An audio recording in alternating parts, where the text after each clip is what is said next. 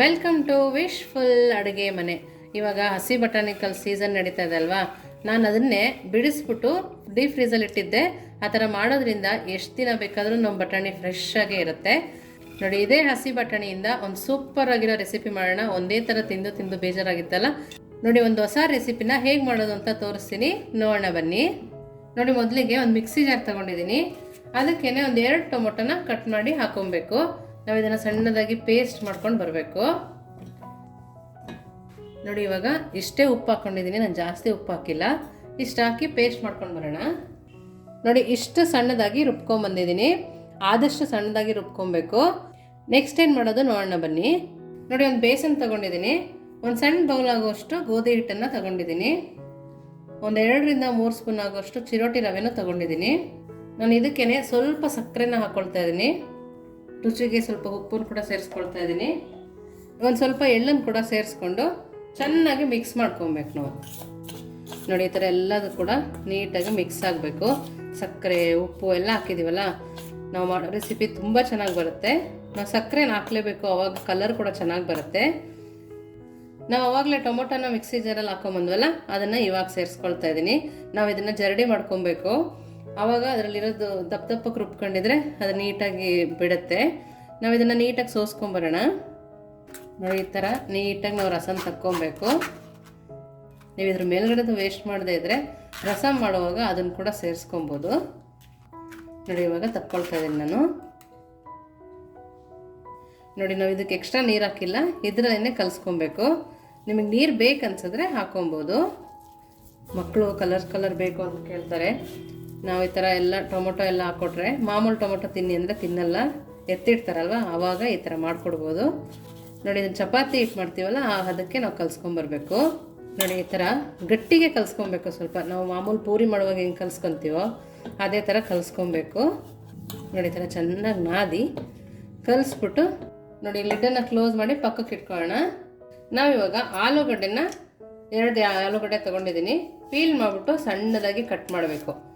ನಾನು ಈ ಥರ ಪೀಲ್ ಚೆನ್ನಾಗಿ ತೊಳೆದು ಒರೆಸ್ಕೊಂಡಿರೋ ಆಲೂಗಡ್ಡೆ ನೀಟಾಗಿ ಪೀಲ್ ಮಾಡ್ಕೊಂಡು ಬರ್ತೀನಿ. ನೋಡಿ, ಈ ಥರ ನಾನು ಪೀಲ್ ಮಾಡ್ಕೊಂಡಿದ್ದೀನಿ. ನೋಡಿ, ಇವಾಗ ಇದನ್ನು ನಾವು ಸಣ್ಣದಾಗಿ ಕಟ್ ಮಾಡ್ಕೊಬೇಕು. ನಾವು ಮಾಡೋ ರೆಸಿಪಿಗೆ ಇದು ತುಂಬಾ ಟೇಸ್ಟ್ ಕೊಡುತ್ತೆ. ನೋಡಿ, ಈ ಥರ ಸಣ್ಣದಾಗಿ ಕಟ್ ಮಾಡ್ಕೊಂಬರ್ಬೇಕು. ನೋಡಿ, ಈ ಥರ ಕಟ್ ಮಾಡ್ಕೊಬೇಕು. ನಾನು ಎಲ್ಲದನ್ನು ಅದೇ ಥರ ಕಟ್ ಮಾಡ್ಕೊಂಬರ್ತೀನಿ. ನೋಡಿ, ಎಲ್ಲದನ್ನು ಅದೇ ಥರ ಕಟ್ ಮಾಡ್ಕೊಂಡಿದ್ದೀನಲ್ವ, ಇದನ್ನು ನೀರೊಳಗಡೆ ಹಾಕಿಟ್ಕೊಳ್ಳೋಣ. ನಾವು ರೆಸಿಪಿ ಮಾಡೋವರೆಗೂ ಹಾಗೇ ಇರುತ್ತೆ, ಕಪ್ಪಾಗಲ್ಲ,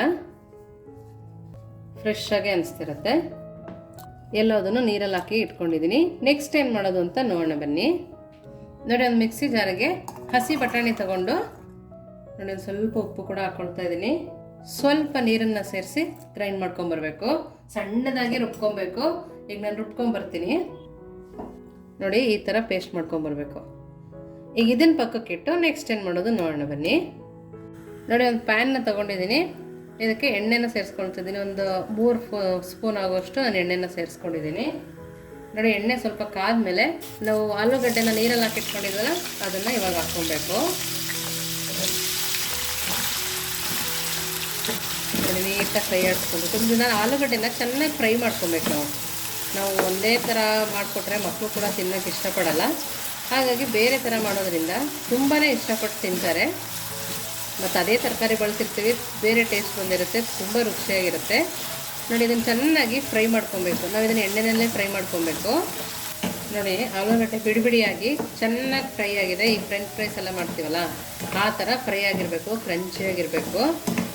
ಇದನ್ನು ನಾವೀಗ ಒಂದು ಬೌಲಿಗೆ ಎತ್ತಿಟ್ಕೊಳ್ಳೋಣ. ನೋಡಿ, ಸೌಂಡ್ ಕೂಡ ಬರ್ತಾಯಿದೆ. ಇದನ್ನು ಸಪ್ರೇಟ್ ನಾವು ಎತ್ತಿಟ್ಕೊಬೇಕು. ನಾವು ಈ ಥರ ಮಾಡೋದ್ರಿಂದ ನಾವು ಮಾಡೋ ಗ್ರೇವಿ ಟೇಸ್ಟ್ ಕೂಡ ಜಾಸ್ತಿ ಆಗುತ್ತೆ. ನೋಡಿ, ಇದನ್ನು ಪಕ್ಕಕ್ಕೆ ಇಟ್ಕೊಳ್ಳೋಣ. ನೋಡಿ, ಇವಾಗ ಮೊದಲು ಪೇಸ್ಟ್ ಮಾಡ್ಕೊಬಂದ್ವಲ್ಲ ಹಸಿ ಬಟಾಣಿನ, ಅದನ್ನು ಹಾಕ್ಕೊಳ್ತಾ ಇದ್ದೀನಿ. ಮೀಡಿಯಮ್ ಫ್ಲೇಮಲ್ಲಿ ಇಟ್ಟೆ ಹಾಕ್ಕೊಬೇಕು. ಇದಕ್ಕೇ ಸ್ವಲ್ಪ ನೀರು ಹಾಕಿ ನಾನು ಹಾಕ್ಕೊಳ್ತೀನಿ. ಜಾಸ್ತಿ ನೀರು ಹಾಕಿಲ್ಲ, ಸ್ವಲ್ಪನೇ ಹಾಕ್ಕೊಂಡಿದ್ದೀನಿ. ಇವಾಗ ಹೈ ಫ್ಲೇಮಲ್ಲಿ ಇಟ್ಟು ಈ ಹಸಿ ವಾಸನೆ ಹೋಗೋ ತನಕ ನಾವು ಫ್ರೈ ಮಾಡ್ಕೊಬೇಕು. ಈ ಹಸಿ ಬಟಾಣಿನೇ ಹಾಕಿದ್ದೀವಲ್ವ, ಅದಕ್ಕೋಸ್ಕರ ಹಸಿ ಬಟಾಣಿ ಸ್ಮೆಲ್ ಹೋಗೋ ತನಕ ಫ್ರೈ ಮಾಡ್ಕೊಂಡು ಬರೋಣ. ಕೈ ಆಡಿಸ್ತಾನೆ ಇರಬೇಕು, ಕೈ ಬಿಡಬಾರ್ದು, ತಳ ಹೊತ್ತುತ್ತೆ. ನೋಡಿ ಇವಾಗ ಹಸಿ ವಾಸನೆ ಎಲ್ಲ ಹೋಗಿ ಚೆನ್ನಾಗಿ ಬೆಂದಿದೆ. ಈ ಬಾಣಲಿ ಬಿಟ್ಟು ಯಾವ ಥರ ಬರ್ತಾಯಿದೆ ನೋಡಿ, ಈ ಥರ ಬರುವಾಗ ನಾವು ಸ್ಟವನ್ನು ಆಫ್ ಮಾಡ್ಕೊಬೇಕು. ಸೈಡಲ್ಲಿ ಎಣ್ಣೆ ಯಾವ ಥರ ಬಿಟ್ಟಿದೆ ನೋಡ್ತಾ ಇದ್ದೀರಲ್ಲ, ಈ ಥರ ಬಿಟ್ಟ ಮೇಲೆ ನಾವು ಇದನ್ನು ಒಂದು ಬೌಲ್ಗೆ ಹಾಕ್ಕೊಬೇಕು. ನೋಡಿ ಈ ಥರ ಬೌಲ್ಗೆ ಹಾಕಿ ಪಕ್ಕಕ್ಕೆ ಎತ್ತಿಟ್ಕೊಳ್ಳೋಣ. ನೋಡಿ ಈ ಥರ ಎಲ್ಲದನ್ನು ತೆಗೆದು ಪಕ್ಕಕ್ಕೆ ಎತ್ತಿಟ್ಕೊಳ್ಳೋಣ. ನೆಕ್ಸ್ಟ್ ಏನು ಮಾಡೋದು ಅಂತ ನೋಡೋಣ ಬನ್ನಿ. ನೋಡಿ ಒಂದು ಪ್ಯಾನ್ ತೊಗೊಂಡಿದ್ದೀನಿ, ಒಂದು 2 ಸ್ಪೂನ್ ಆಗೋಷ್ಟು ಎಣ್ಣೆನ ಸೇರಿಸ್ಕೊಳ್ತಾ ಇದ್ದೀನಿ. ಎಣ್ಣೆ ಚೆನ್ನಾಗಿ ಕಾಯಬೇಕು. ನೋಡಿ ಎಣ್ಣೆ ಕಾದ್ಮೇಲೆ ಸ್ವಲ್ಪ ಜೀರಿಗೆನ ಸೇರಿಸ್ಕೊಳ್ತಾ ಇದ್ದೀನಿ. ಹಾಗೆಯೇ ಒಣಮೆಣಸಿನ್ಕಾಯಿ, ಸಣ್ಣದಾಗಿ ಕಟ್ ಮಾಡಿರೋ ಬೆಳ್ಳುಳ್ಳಿ, ಸಣ್ಣದಾಗಿ ಕಟ್ ಮಾಡಿರೋ ಶುಂಠಿ, ಹಸಿಮೆಣಸಿನ್ಕಾಯಿ, ನೋಡಿ ಇಷ್ಟನ್ನು ಹಾಕಿ ಒಂದ್ಸರಿ ಕೈ ಆಡಿಸ್ಕೊಬೇಕು. ನಾವಿಷ್ಟು ಒಗ್ಗರಣೆ ಹಾಕೊಳ್ಳುವಾಗ ಮೀಡಿಯಮ್ ಫ್ಲೇಮಲ್ಲಿ ಇಟ್ಕೊಬೇಕು. ಇವಾಗ ಈರುಳ್ಳಿನ ಸೇರಿಸ್ಕೊಳ್ಳೋಣ. ಸಣ್ಣದಾಗಿ ಕಟ್ ಮಾಡಿರೋ ಒಂದೇ ಒಂದು ಈರುಳ್ಳಿನ ನಾನು ಹಾಕ್ಕೊಳ್ತಾ ಇದ್ದೀನಿ. ಇಲ್ಲಿ ನಿಮಗೆ ಜಾಸ್ತಿ ಈರುಳ್ಳಿ ಬೇಕಂದ್ರೆ ಹಾಕ್ಕೊಬೋದು. ನಾವು ಮಾಡ್ತಿರೋ ಕ್ವಾಂಟಿಟಿಗೆ ಇಷ್ಟು ಸಾಕಾಗುತ್ತೆ. ಈರುಳ್ಳಿ ಹಾಕಿ ಕೂಡ ಚೆನ್ನಾಗಿ ಫ್ರೈ ಮಾಡ್ಕೊಳ್ಳೋಣ, ಯಾಕೆಂದರೆ ಈರುಳ್ಳಿ ಹಸಿ ವಾಸನೆ ಕೂಡ ಹೋಗಬೇಕು. ನೋಡಿ ಇವಾಗ ಈರುಳ್ಳಿ ಚೆನ್ನಾಗಿ ಫ್ರೈ ಆಗಿದೆ. ಇವಾಗ ನಾನು 2 ಟೊಮೊಟೊನ ಸಣ್ಣದಾಗಿ ರುಬ್ಕೊಂಡ್ಬಂದಿದ್ದೆ, ಅದನ್ನು ಕೂಡ ಸೇರಿಸ್ಕೊಳ್ತಾ ಇದ್ದೀನಿ. ಟೊಮೊಟೊ ಹಸಿ ವಾಸನೆ ಹೋಗೋ ತನಕ ಕೂಡ ಫ್ರೈ ಮಾಡ್ಕೊಬೇಕು ನಾವು. ನೋಡಿ ಟೊಮೊಟೊ ಎಷ್ಟು ಬೆಂದಮೇಲೆ ಸ್ವಲ್ಪನೇ ಶುಂಠಿ ಬೆಳ್ಳುಳ್ಳಿ ಪೇಸ್ಟ್ ಹಾಕೋತಾ ಇದ್ದೀನಿ. ನಾನು ಶುಂಠಿ ಬೆಳ್ಳುಳ್ಳಿ ಕಟ್ ಮಾಡಿ ಹಾಕಿರೋದ್ರಿಂದ ಜಾಸ್ತಿ ಹಾಕಿಲ್ಲ. ಶುಂಠಿ ಬೆಳ್ಳುಳ್ಳಿ ಪೇಸ್ಟ್ ಹಸಿ ವಾಸನೆ ಕೂಡ ಹೋಗಬೇಕು. ನೋಡಿ ಟೊಮೊಟೊ ಕೂಡ ಎಷ್ಟು ಚೆನ್ನಾಗಿ ಎಣ್ಣೆ ಬಿಟ್ಟು ಬೇಯ್ತಾ ಇದೆ. ನಾವು ಇಷ್ಟು ಚೆನ್ನಾಗಿ ಬೇಯಿಸ್ಕೊಬೇಕು. ನೋಡಿ ಹಸಿ ಶುಂಠಿ ಹಾಕಿದ್ವಲ್ಲ, ಶುಂಠಿ ಬೆಳ್ಳುಳ್ಳಿ ಪೇಸ್ಟು, ಅದ್ರದ್ದು ಹಸಿ ವಾಸನೆ ಹೋಗಿದೆ. ಟೊಮೊಟೊ ಕೂಡ ನೀಟಾಗಿ ಎಣ್ಣೆ ಬಿಟ್ಟು ಬೆಂದಿದ್ದಿಲ್ಲ. ಈ ಟೈಮಲ್ಲಿ ನಾವು ಮಸಾಲೆಗಳನ್ನ ಹಾಕ್ಕೊಬೇಕು. ನೋಡಿ ಈ ಥರ ಎಣ್ಣೆ ಬಿಟ್ಟಿದೆಯಲ್ಲ, ಇವಾಗ ಸ್ವಲ್ಪ ಮಸಾಲೆಗಳನ್ನ ಸೇರಿಸ್ಕೊಳ್ಳೋಣ. ನಾನಿಗೊಂದು ಅರ್ಧ ಸ್ಪೂನ್ ಆಗೋಷ್ಟು ಗರಂ ಮಸಾಲನ ಹಾಕ್ಕೊಳ್ತಾ ಇದ್ದೀನಿ. ನೋಡಿ ಖಾರ ಪುಡಿ ಕೂಡ ಹಾಕೋಣ. 1 ಸ್ಪೂನ್ ಆಗೋಷ್ಟು ಖಾರದ ಪುಡಿ ಇದೆ ಇದು. ಧನಿಯಾ ಪುಡಿ ಒಂದು ಅರ್ಧ ಸ್ಪೂನ್ ಆಗೋಷ್ಟಿದೆ. ಅರಿಶಿನ ಪುಡಿ ಕೂಡ ಹಾಕ್ಕೊಳ್ತಾ ಇದ್ದೀನಿ. 1 ಸ್ಪೂನ್ ಆಗೋಷ್ಟು ಅರಿಶಿನ ಪುಡಿ ಇದೆ. ಕಲರ್ ಕೂಡ ತುಂಬ ಚೆನ್ನಾಗಿ ಬರುತ್ತೆ.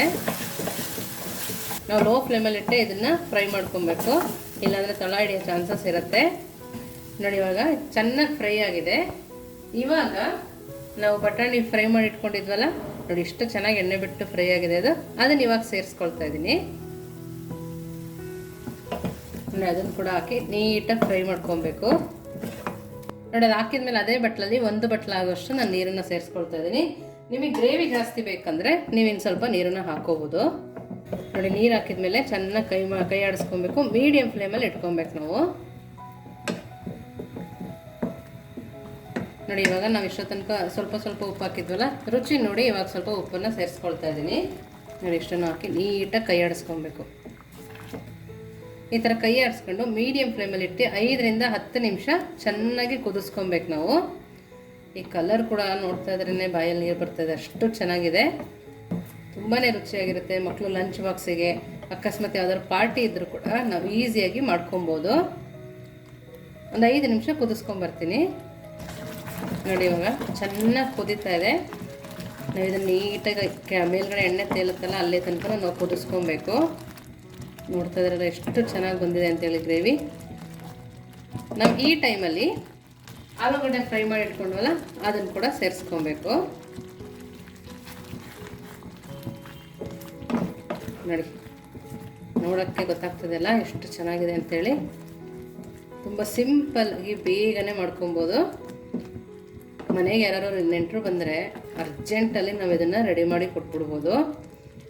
ಒಂದು 5 ನಿಮಿಷ ಆಲೂಗಡ್ಡೆ ಹಾಕಿದ್ಮೇಲೆ ನಾವು ಕುದಿಸ್ಕೊಬೇಕು. ಮೀಡಿಯಮ್ ಫ್ಲೇಮಲ್ಲಿಟ್ಟೆ ಕುದಿಸ್ಕೊಂಬರೋಣ. ನೋಡಿ ಆಲೂಗಡ್ಡೆ ಹಾಕಿದ್ಮೇಲೆ ಒಂದು 5 ನಿಮಿಷ ಕುದಿಸ್ಕೊಂಡ್ರೆ ಸಾಕು. ಎಷ್ಟು ಚೆನ್ನಾಗಿ ಕಾಣಿಸ್ತಾ ಇದೆ. ಇವಾಗ ನಾವು ಹಾಲಿನ ಕೆನೆ ಇರುತ್ತಲ್ಲ ಅದನ್ನು ಚೆನ್ನಾಗಿ ಬೀಟ್ ಮಾಡಿ ಇವಾಗ ಸೇರಿಸ್ಕೊಳ್ತಾ ಇದ್ದೀನಿ. ನಾನು ಫ್ರೆಶ್ ಕ್ರೀಮು ಅದೇನು ಹಾಕ್ಕೊಳ್ತಾ ಇಲ್ಲ.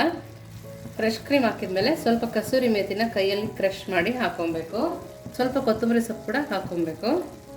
ನೋಡಿ ಸ್ವಲ್ಪ ಕೊತ್ತಂಬರಿ ಸೊಪ್ಪು ಹಾಕಿದ್ಮೇಲೆ ನೀಟಾಗಿ ಕೈ ಆಡಿಸ್ಕೊಂಡ್ರೆ ನಮ್ಮ ಗ್ರೇವಿ ರೆಡಿ. ನೋಡ್ತಾ ಇದ್ದೀರಲ್ಲ ಎಷ್ಟು ಚೆನ್ನಾಗಿ ಕಾಣಿಸ್ತದೆ ಅಂತೇಳಿ. ಇವಾಗ ಸ್ಟವನ್ನು ಆಫ್ ಮಾಡ್ಕೊಳ್ತೀನಿ. ನೆಕ್ಸ್ಟ್ ಏನು ಮಾಡೋದು ಅಂತ ನೋಡೋಣ ಬನ್ನಿ. ನೋಡಿ ನಾವು ನೆನೆಯಕ್ಕೆ ಇಟ್ಟಿದ್ವಲ್ಲ ಅದು ಇವಾಗ ನೆಂದು ರೆಡಿಯಾಗಿದೆ. ಇನ್ನೊಂದು ಸರಿ ಚೆನ್ನಾಗಿ ಮೆತ್ಕೊಳ್ಳೋಣ. ನೋಡಿ ಈ ಥರ ಚೆನ್ನಾಗಿ ಮೆತ್ಕೊಂಡು ನಾವು ಪೂರಿ ಮಾಡ್ತೀವಲ್ಲ ಆ ಸೈಜಿಗೆ ತಗೊಂಡು ರೌಂಡ್ ಮಾಡ್ಕೊಬೇಕು. ನೋಡಿ ಈ ಥರ ಉಂಡೆ ಮಾಡಿಕೊಂಡು ನಾವು ಪೂರಿ ಲಟ್ಟಿಸ್ದಂಗೆ ಲಟ್ಟಿಸ್ಕೊಂಬರೋಣ. ಸ್ವಲ್ಪ ಹಿಟ್ಟನ್ನು ಉದುರಿಸ್ಕೊಳ್ತಾ ಇದ್ದೀನಿ. ನೋಡಿ ಈ ಥರ ತುಂಬ ದಪ್ಪನೂ ಲಟ್ಟಿಸ್ಬಾರ್ದು, ತುಂಬ ಸಣ್ಣಗೂ ರೇಟಲ್ಲಿ ಲಟ್ಟಿಸ್ಬಾರ್ದು. ನೋಡಿ ಈ ಥರ ನಾನು ಲಟ್ಟಿಸ್ಕೊಂಡಿದ್ದೀನಿ. ನೋಡಿ ಇಷ್ಟು ತೆಳುಗೆ ನಾನು ಲಟ್ಟಿಸ್ಕೊಂಡಿದ್ದೀನಿ. ಇವಾಗ ನೆಕ್ಸ್ಟ್ ಏನು ಮಾಡೋದು ಅಂತ ನೋಡೋಣ ಬನ್ನಿ.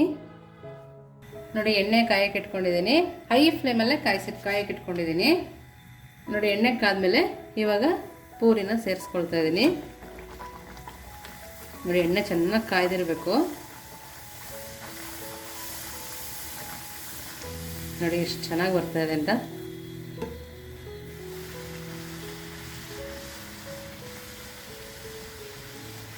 ನೋಡಿ ಈ ಥರ ನೀಟಾಗಿ ಎರಡು ಕಡೆನೂ ಬೇಯಿಸ್ಕೊಬೇಕು.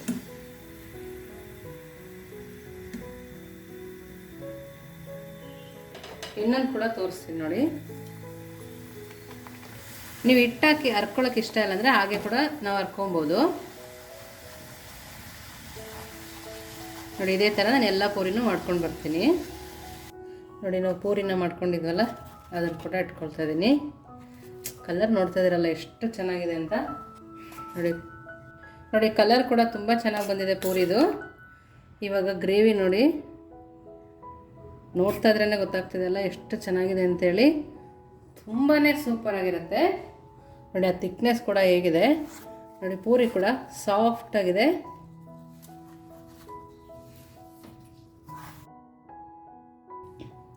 ನೋಡಿ ಟೇಸ್ಟ್ ಮಾಡಿ ತಿಳ್ತೀನಿ. ನೀವು ಡಾಬಾದಲ್ಲೆಲ್ಲ ತಿಂದಿರ್ತೀರಲ್ಲ, ಡಾಬಾ ಹೋಟೆಲೆಲ್ಲ ಆ ಥರ ಟೇಸ್ಟ್ ಇದೆ. ತುಂಬಾ ಅದ್ಭುತವಾಗಿದೆ ರುಚಿ ಮಾತ್ರ. ನೀವು ಕೂಡ ಮನೆಯಲ್ಲಿ ಮಾಡಿ ಹೇಗೆ ಬಂತು ಅಂತ ವಿಶ್ಫುಲ್ ಅಡುಗೆ ಮನೆಗೆ ಕಮೆಂಟ್ ಮಾಡಿ ತಿಳಿಸೋದನ್ನು ಮರಿಬೇಡಿ. ನೀವಿನ್ನೂ ನಮ್ಮ ಚಾನಲ್ ಲೈಕ್ ಮಾಡಿಲ್ಲ ಅಂದರೆ ಲೈಕ್ ಮಾಡಿ, ಶೇರ್ ಮಾಡಿ, ಸಬ್ಸ್ಕ್ರೈಬ್ ಮಾಡಿ. ವಿಶ್ಫುಲ್ ಅಡುಗೆ ಮನೆಗೆ ಥ್ಯಾಂಕ್ ಯು.